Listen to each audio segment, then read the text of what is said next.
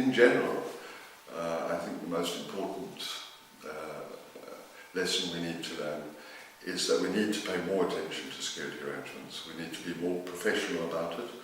Civilian mediators need to understand security arrangements in a much deeper way.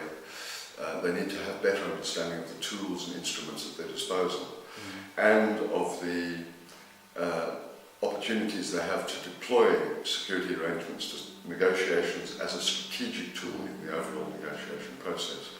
That means civilian negotiators need to acquire these skills. And I think one of the reasons that civilian negotiators tend to treat security arrangements as purely a technical issue is that they don't have sufficient understanding of their content or the opportunities they present for negotiation. So we need to spend much more time training, acquainting the civilian mediators with these skills so that they can use them more effectively.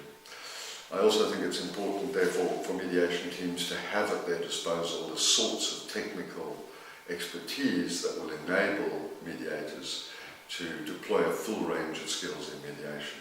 And amongst those are trained and experienced security arrangements technicians and advisors.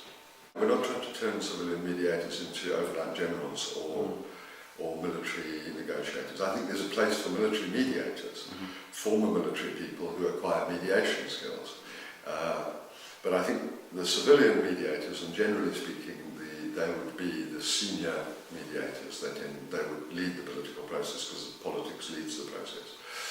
I think simply being aware of the broad frame, of the broad components and of the key elements and instruments is quite satisfactory, provided such mediators are prepared to call on the technical skills they need at the time they need them. I think, therefore, they simply need to be acquainted with the overall process, what its instruments are, and that's a question of 2 or 3 days of training, and then to make use of teams. And I think teams are very important because none of us have all the skills that are needed to go through this process.